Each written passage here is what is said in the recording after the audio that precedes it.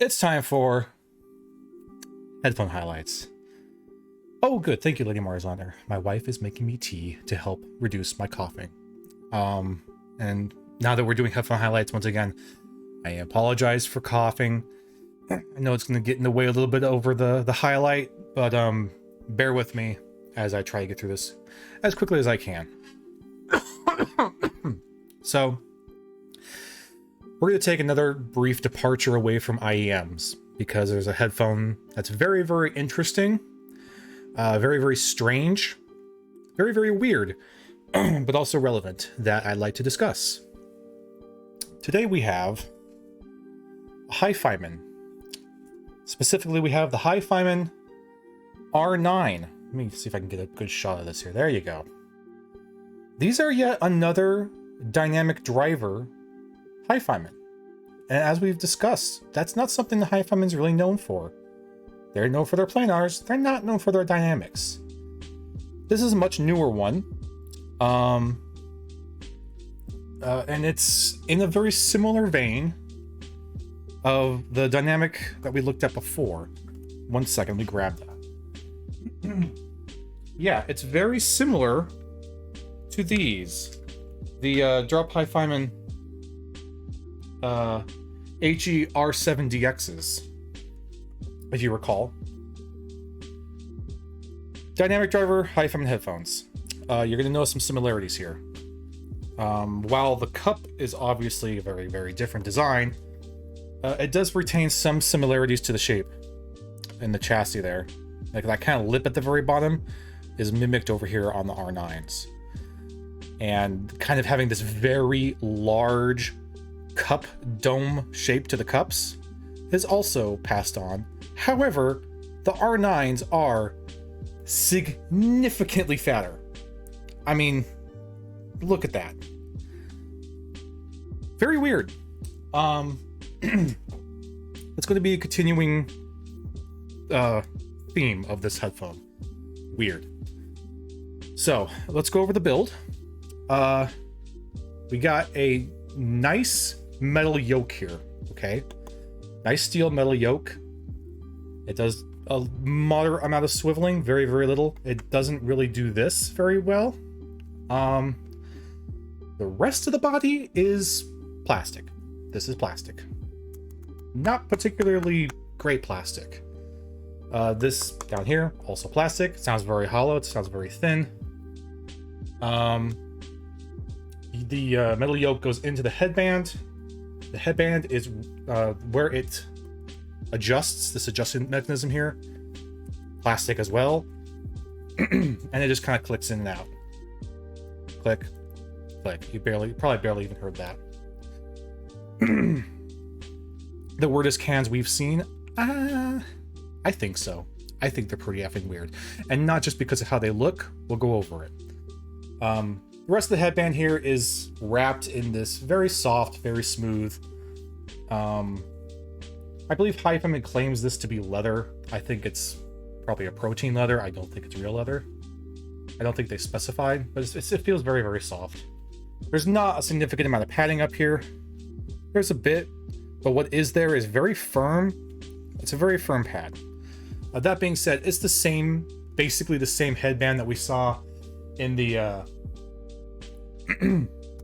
oh my gosh, the 560 V2s.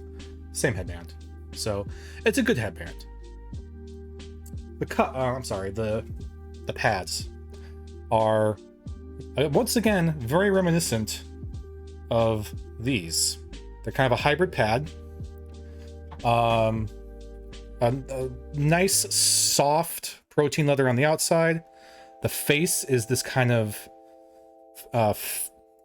almost t-shirt like fabric, and then the inside is more of that solid protein leather. It's not perforated, so it's just solid in here, solid on the outside, and then the face of the pad is just that really nice soft fabric. Not a lot of thickness to these pads, as you can see.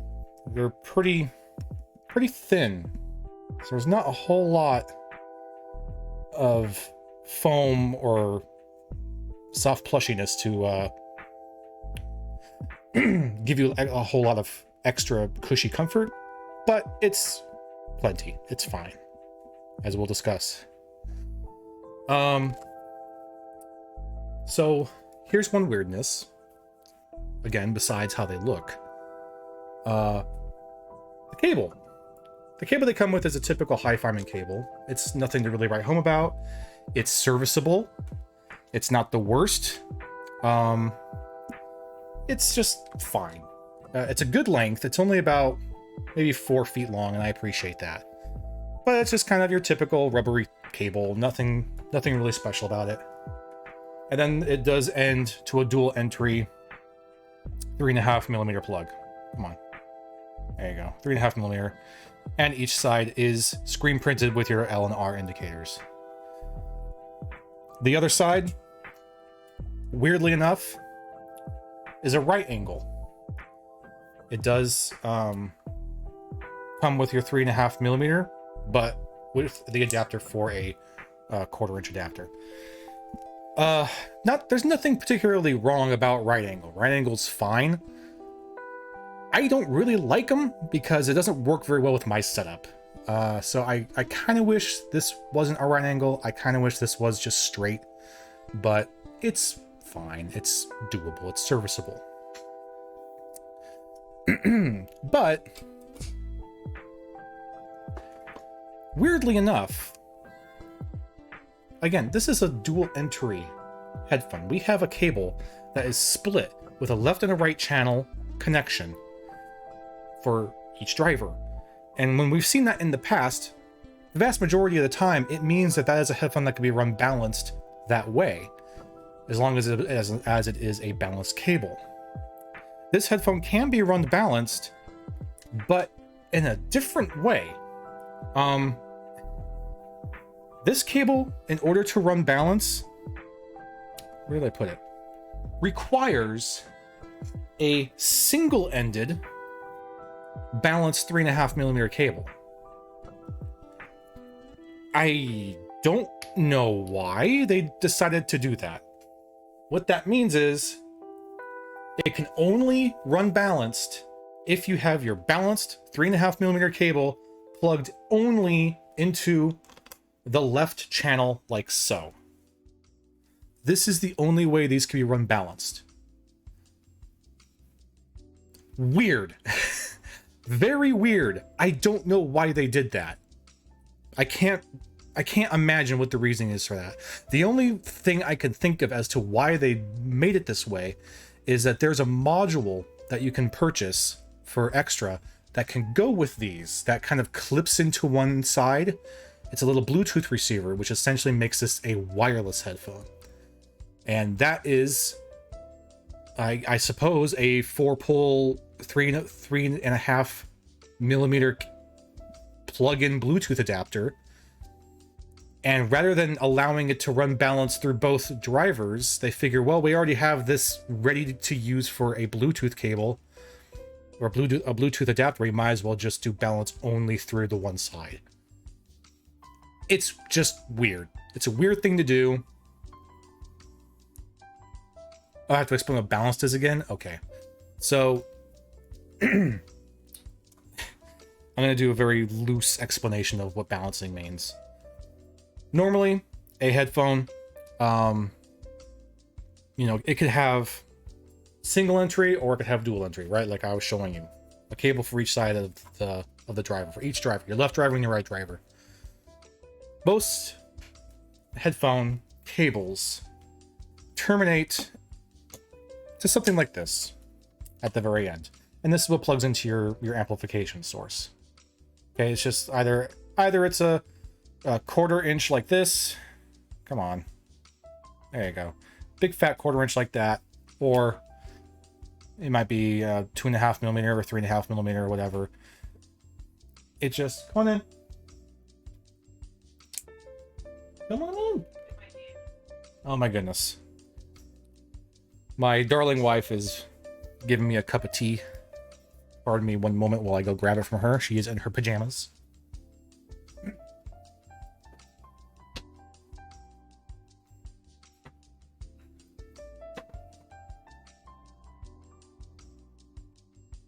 Grab it. Ah, yes. The soothing relief of freshly brewed tea. Make some room here. So, a balanced cable is a cable that separates your audio channels and your power channels. A cable like this, like your typical 1/4-inch cable, it has your left, your right, and your ground. And it delivers your left and right channel and your ground channel all to the same portion of your cable. And that gets transferred over to your headphone, and then the headphone in the housing directs the current to separate it so that you have your left side and your right side. But it's all coming from the same source. A balanced cable, something perhaps more traditional like a 4-pin XLR, rather than having your one single pin like this that has your left, right, and ground, it actually separates it completely. Come on. So there's 4 pins in there for your left channel, your right channel, your ground, and your ground, completely separating those frequencies. So what that accomplishes 2 things, really. One, it makes the headphone a lot more efficient, because now the power delivery isn't coming from a single path. It's not coming up the cable, going into the headphone, and then getting separated to the other driver. Now each individual driver is getting the same power delivery at the same time. It's not being separated. I mean, it is separated, but it's not going one direction, stopping here, and then the rest of it coming over here to the other side. It's getting divided up evenly so that both drivers get more power at the same time. So it's more efficient. Generally, a balanced cable will give your headphone more volume. It'll sound louder. The other benefit is because things are being separated, physically separated, and physically delivered individually, that gives way to potentially better audio quality. Whether or not that actually happens is up for debate, but that is kind of the general consensus. A balanced cable has the potential of giving you higher quality sound. So that makes things a little complicated, because we're talking about a balanced cable for these that is single-ended. So it's not separating them to 2 separate paths. Instead, it is taking... I'm going to do my best to show you this because it's just weird. Here is your typical 3.5 millimeter plug, okay? Come on, show it off. You see those 2 rings? Ground, you have your left channel, right channel, and then the like kind of cutout at the tip is your ground. We look at a balanced cable that is single-ended. We have an extra line, an extra stripe going down the pin. So it's accomplishing the same thing, but now it's doing left channel power, right channel power, like left channel ground, right channel ground. So rather than left channel, right channel power, left channel power, right channel power. Does that kind of make sense? It's really strange, and it's really up to interpretation whether or not people consider a single-ended balance cable actually genuine balance or not. But whatever the case, if you want to try to run these balance, you have to do it with a single-ended balanced 3.5 millimeter, and that is weird. It just so happens that I have a 3.5 millimeter balance cable because I have T60 argons that are modded to be balanced. So that's what this is. This came with my argons, and they work with this headphone. It's weird. What else can I talk about? Well, let's talk about the elephant in the room. They look really weird. I put them on my head, I look like a Chobits doll. Like, I mean, especially if I'm an idiot and I wear them backwards like I was at the beginning of the stream, I look like Chobits. Very weird. A very weird design, but not a unique design. These are actually an homage. These are an homage to a headphone. Yeah, or Mega Man. Yeah, exactly. These are homage to the Sony R10s, which are an old headphone from, I think, the 80s. I don't actually know. Can I figure it out? No, I can't get this to load. They're an older headphone, the Sony R10s, and they had this design of a cup, although they were wood and not plastic. And in the audiophile community, they are well known for being kind of one of the holy grails of headphones. They're known for being an extremely good headphone, and they're extremely rare and they're extremely valuable. So this is kind of an homage to that. The Hifiman HE-R9 is an homage to the Sony R10. It can get a little confusing. There's also there is a Hifiman R9. A Hifiman R10 that looks even more like the actual original Sony R10, and it uses this same design but with wood cups. It's also significantly more expensive than these. So, yeah, they look really weird. They look extremely weird on your head. And I have very mixed feelings about the aesthetic of these. I think they look pretty ridiculous. Albeit it's a very unique look. So, oh my gosh, I have so many cables now in my way, making a mess. Yeah, some sort of anime robot child, exactly. So the comfort. I mentioned that this is almost, the vast majority of this construction is plastic. This is just very cheap sounding plastic. It's painted very, very nicely, by the way. I like the paint job a lot. I think that it's this very, very nice, almost metallic-y paint, the kind of thing you would see on a car. It's very, very nice. It's also a fingerprint magnet, but it's a very, very nice paint job. I like that a lot. I just wish it wasn't made of this plastic.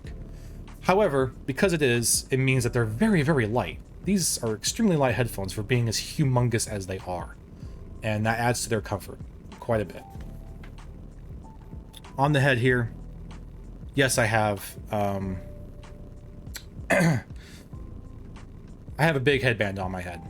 I have big, humongous, ridiculously sized cups on my head.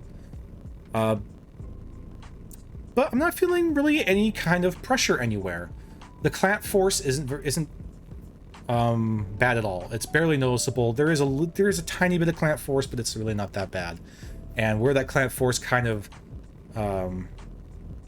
points to is right about here. So it's mostly down here. I'm sure if I finagled this a bit more, I could adjust where the pressure is really coming from. But most of it's right about here, which is close to my jawline, but isn't quite hitting it, so it's comfortable. The top of the head is, I mean, really not very noticeable at all. It helps with the hat. Without the hat, it's still totally fine, though. So I'm really not feeling any discomfort or pressure up here. There's no real, like, pressure points being hit here. It's just very even, a nice even distribution. It's very light, so nothing feels heavy, nothing feels clampy. There's not really any pressure or pain points. The pads, this is an extremely closed headphone in its construction. However, the pads do not offer a very good seal. They don't offer very isolating seal for your ear. So much so that I would almost say these sound more like semi-closed headphones than they do closed headphones, because I could still hear my fan. I could still hear my voice very, very clearly. It's not like something like these, the DT1770s. These have a much, much better isolating seal with the pads than these do. I put these on, everything sounds quiet and muffled, and I can hear pretty much nothing. Not really the case with these. And I know it's got to be with the pads. And unfortunately, the pads are not designed to be replaced. That sucks. But just because the way this is constructed, it doesn't really allow you to replace the pads, at least not easily, and probably not intended to do so. But otherwise, the comfort's pretty good. It's very good comfort. In our cloud comfort scaling system, I would say these are probably on par with the K7XXs, which I don't remember exactly what we gave those, but I'd give these a good solid 7, maybe 7.5 in terms of comfort. I'm gonna keep it at 7.5. These are 7.5 out of 10 clouds of comfort. Very nice, very, very pleasant, very nice. Okay, now for the reason we really want to talk about these and to add more to kind of the weirdness. The sound. First and foremost, if you know anything about these headphones, you know exactly what I'm going to say. And it's absolutely true. These are bass cannons. To the 100th degree, these are bass cannons. The bass on these is just incredibly impactful, incredibly huge, and sometimes maybe even to its detriment and a little overwhelming. The closest headphone that we have here that we can compare this bass to is the sub-bass kings that we already talked about, these 177Xs. These were the sub-bass and bass titans. The bass on these was just wild and dynamic and insane, and not in any way neutral and analytical or anything like that. It was just a fun, silly, ridiculous amount of bass. Not only are you getting the same general baseline and performance out of these, but in a lot of cases, a lot of areas, a lot of situations, you're getting even more. Man, the bass is easily, of the Hifimans that I have heard, the best, most, well, okay, it's the highest quality bass I have heard out of a Hifiman so far. Absolutely. Yes, it is ridiculous amounts of bass, but it is very high quality. It's extremely dynamic and extremely huge. It has a huge extension in the bass range. It hits very, very low. I would say even lower than the 1770s, and it hits not only harder than the 1770s in most cases, but it has this almost tube-like, smooth, velvety rumbling with the bass. These almost sound like they're always plugged into tubes. I mean the tube amplifier. They are incredibly warm and incredibly impactful. The size of the chassis, you probably wouldn't be surprised to hear, allows this headphone to have a significant amount of soundstage. These sound massive. And it's interesting though, vocals are still fairly close. They sound like they're very forward, they sound like they're very present, but everything else sounds incredibly spacious, just everywhere, especially the low end. The low end sounds like it is absolutely everywhere around you. So if you listen to something with big, impactful, deep rumbles and explosions, or like really whomping bass lines, it's enough to totally engulf you in that bass line. It's all the bass, exactly. The mid-range is there. Um, it's it has a very similar overall sound signature to the 1770s, but the 1770s are a much more intimate headphone. They sound a lot closer.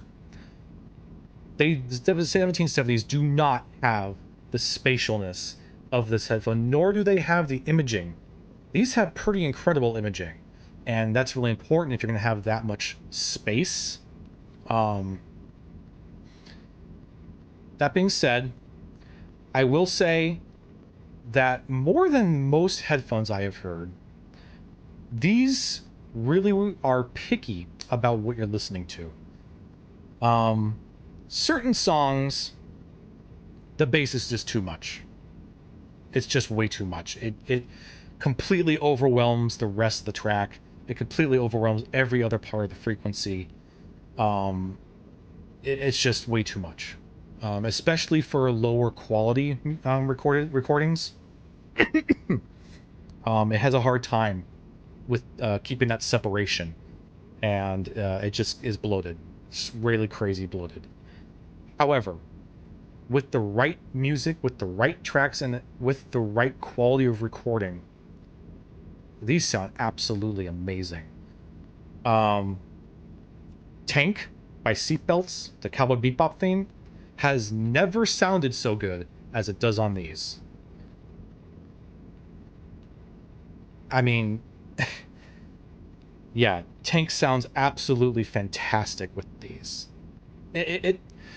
That's a fairly old song by today's standards, and the recording quality of the original recording is not super great. It's an old method of recording audio, and it has that kind of classic tinny 80s-ish recording quality.